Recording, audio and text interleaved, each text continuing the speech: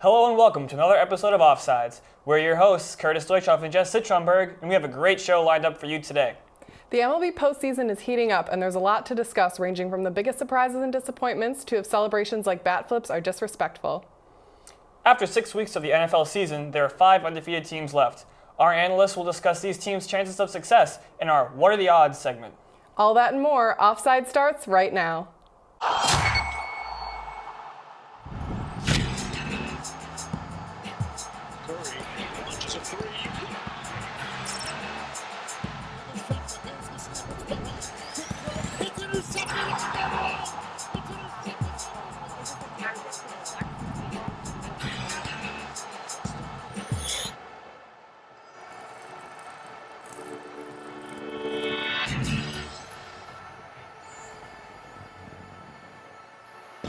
I'm here with NFL analysts Sophia Lipp and Marissa and Jemmy for another edition of our What Are the Odds segment. So guys, there are 5 undefeated teams left in football. The Bengals, Panthers, Broncos, Packers, and Patriots. I know this isn't exactly an odds question, but which one of these teams do you think will lose first? Sophia? I'm going to be putting my bet on the Panthers. I think they're in a very weak division. The NFC South has always been a weak division. And once they start playing tougher big-name teams like the Packers on November 8th, Week 9, I just can't see them winning any of those games. I'm going to go with the Cincinnati Bengals because they are the Bengals and they tend to mess everything up for themselves. And the AFC North is historically a competitive division. Those teams always beat each other up. So even the Pittsburgh Steelers are having a rough season. They play the Steelers this upcoming week. And the Steelers, they lost to the Baltimore Ravens this year, who are 1-5. So that division just tends to beat each other up, and I can just see the Bengals dropping one of those divisional games. All right, cool. If I had to pick, I'd probably say the Broncos or Packers, just because, they play each other in Week 8, so someone has to lose. But that's just me. Moving on. Peyton Manning is signed through the end of the 2016 season, but what are the odds that this is his last year? Marissa? I'm going to go with 50% because it's really hard to say if a guy is going to retire or not. Manning obviously is not having a very good year. He threw 3 interceptions last week. He's having a real tough time out there. His arm strength is not where it needs to be. You see the offense of that team really struggling. And they're 6-0, but that's probably the luckiest 6-0 I've ever seen with wins against Baltimore and Oakland, and games they just really should not have won. Manning has been close to being benched a couple of times, but head coach Gary Kubiak has stated he won't be benching him. So it really depends, because if a guy like Manning is benched, it's hard to see him bouncing back from that and playing again. However, if he isn't benched this season at any point, if he does bounce back, if the Broncos do continue to win these games, it's almost impossible to predict if he will retire or not. I'm also going to be going with 50% on this one. I think that Denver's got a great defense this year, and realistically, if they want to win, they're going to have to step up their offense. Manning already took a $4 million paycheck cut this year, so clearly they're trying to figure out where exactly he is worthy or not to be on this team. I do think that the Manning family is good for football. Everyone likes the Manning family. They like their involvement, and I think that it does bring some good publicity. I just think that if I were him, he's got to look at his bad back, his bad neck. He doesn't have the arm strength. I think he should call it quits while he is still a respectable player in the NFL. And you look at his numbers, they're very un-Manning-like numbers. Passer rating of 72.5, 7 TDs to 10 interceptions, with a QBR of 46.4. That just does not sound like Peyton Manning that I know. So, moving on, question number 3.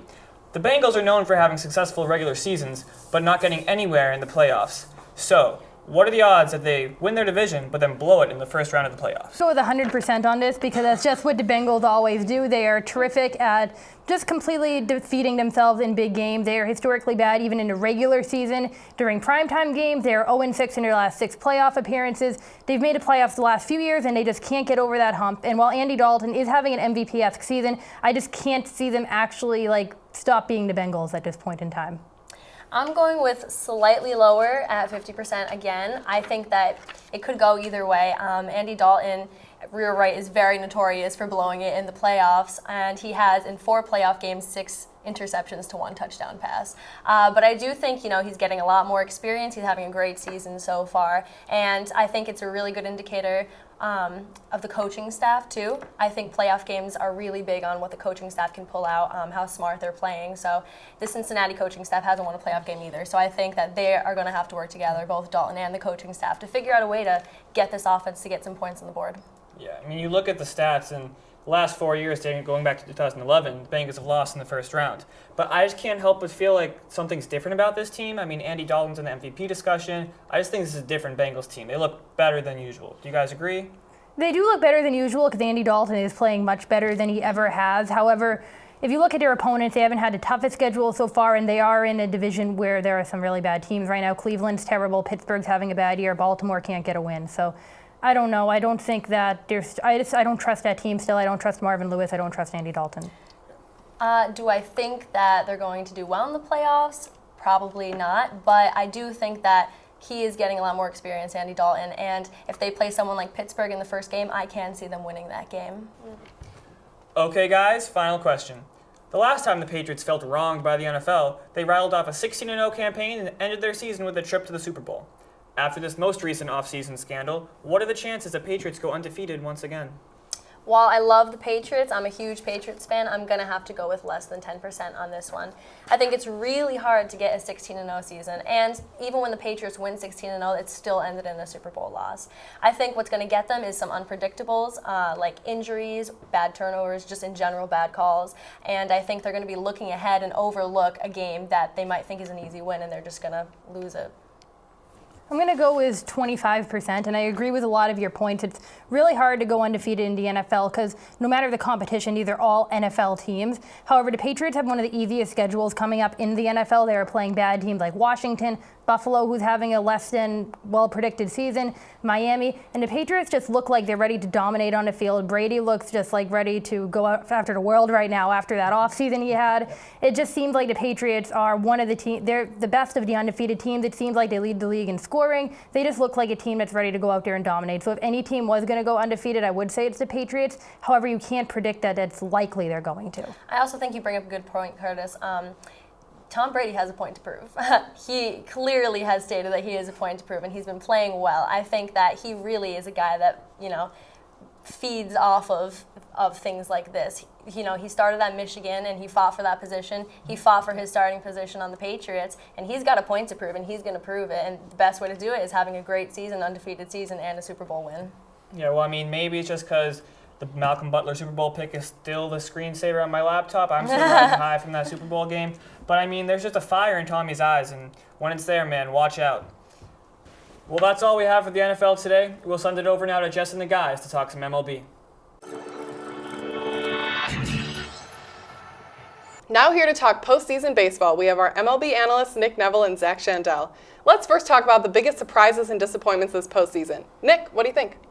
Well, first, to start off, I think the real obvious one is Daniel Murphy of the Mets. You have to have him as the biggest surprise. I mean, he comes in there with 14 home runs during the regular season, already has 7 in the playoffs, and he's being mentioned in conversation with Lou Gehrig, the only other person to have 7 straight games in the playoffs with a hit, an RBI, and a run, and that's pretty outrageous. And he's 1 home run from tying Barry Bonds, of all people, for most postseason The home run king. Yeah, and we haven't even gotten to the World Series yet. That's a whole new set of games, so Murphy could not only tie the record, but break Barry Bonds' record.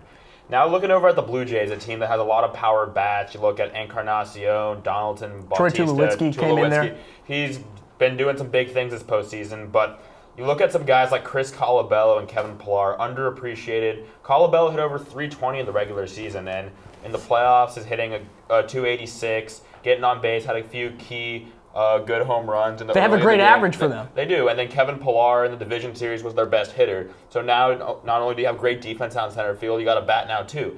They've been picking up the slack where some other guys may have been faltering, and it's been really good for this team. Absolutely. And another surprise, I think you have to look at Marco Estrada for the Blue Jays. Course, he came in there Game 3 in a must-win situation in the DS, won that game for them, and then comes out Game 5 in another do-or-die situation and gets it done. In a rotation where you have David Price for Marco Estrada to be the guy, it's pretty crazy in the playoffs. Speaking of David Price, I mean, come on. As much as we all want to see him do well, he's one of the best pitchers in the league. He just hasn't done it yet. And we got a big Game 6 coming up. This is his moment. He's a free agent in the offseason. He's been playing for the big bucks now. He has to get it done. Yeah. Moving on. Don Mattingly isn't coming back next year. Zach Greinke opted out of his contract with 3 years left. What are you guys' predictions for Greinke and the Dodgers moving forward? I honestly think the Dodgers are in somewhat of a tough position. I mean, they had that great 1-2 punch with Kershaw and Greinke. He had a very memorable year, but for him to opt out, the chance he leaves, the rest of their starting rotation is kind of in a tough position because they have Brett Anderson, who was their number 3. He's not even a great player, and he's also a free agent, so he may not be coming back. He might either. not come back. However, I don't think the Dodgers are in as bad of a situation as you may think they are. Their bullpen's kind of thin. Yes, but the Dodgers also have the most money out of literally everyone, and they A $300 million payroll. I mean, they simply need to do better. Yeah, they know they have the money, and look, they got Ryu's going to be coming back from Tommy John surgery. Granted, it's a hard thing to come back from, but he was very solid before he went down. Maybe Puig gets healthy. You got another year of Corey Seager. Another year of Jock Peterson. Yeah, Alex Wood, although when he came over from Atlanta was a little shaky, he's got a lot of potential too to maybe be middle of the rotation kind of guy.